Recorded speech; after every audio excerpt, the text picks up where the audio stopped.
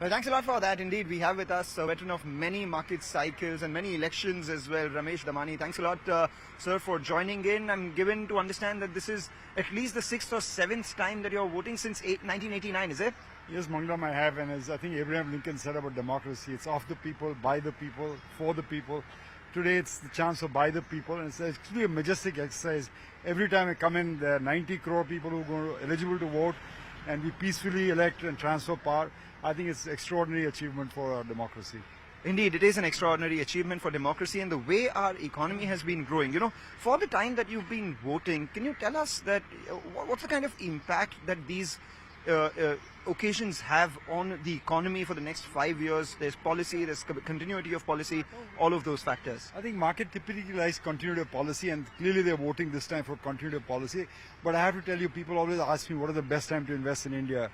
And I always tell them 1991, when Manmohan Singh stepped up to the parliament and gave his benchmark liberalization speech, was the single best time to invest in India. The second best time to do it is tomorrow. I think the markets are fine, and 30 years have proved that we've had compounded returns in the Sensex, and there's no reason to believe the next 5 years will be different, especially if we get a continuation of economic policies. Near-term volatility aside, what would be your key expectations from the government, the elected government? Well, I think the agenda is full, as the Prime Minister has often said that he has a 100-day agenda and agenda up to, in fact, 2047, where he wants India to become a major global power, economically speaking. So the agenda is there. It's not very well known, but there's some fractious issues that will come up to the Parliament. For example, what does he do about the delimitation exercise? Does the South gain more seats, the North gain more seats? That will be there. The budget will come out in a few months after the election. That will be a huge mega event. I think what I understand, the Prime Minister wants to continue focus on his infrastructure, his Jal for Nal, his gas for everyone, those kind of policies. And I think there will be some changes to the direct taxes to make it much more easier for people to file taxes. So from a stock market standpoint, from an investment standpoint, what would you think would be the best themes to play this election and thereafter all the policies that you're speaking about? Well, if there's continuity of government, we can't say what a new government's policy would be.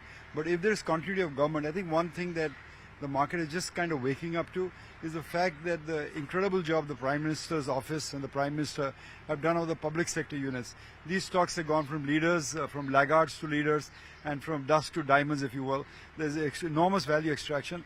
I don't think we give enough credit to the government for the kind of policies that they've bought by the reduction of telephone banking, leakage of corruption.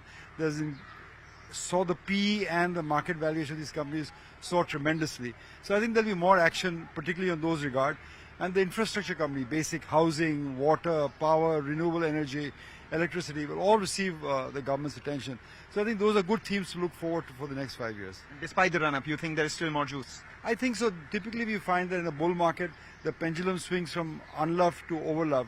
I think we're somewhere in between right now. So I'm hopeful for those sectors. Right. Any risks that one should be careful about, and how do you protect your portfolio from any sort of accident, so to say?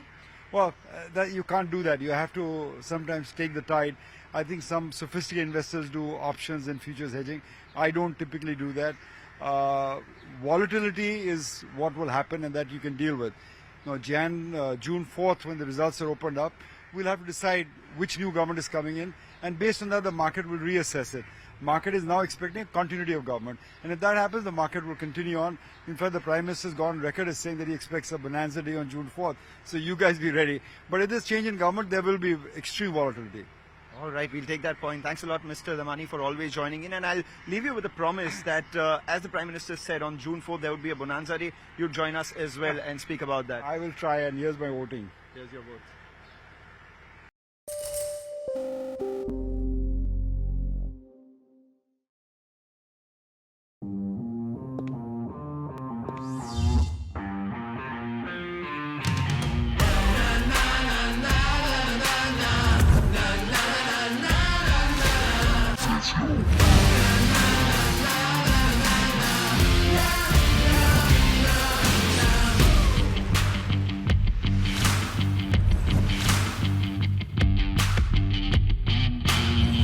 Make informed decisions with comprehensive analysis on the go.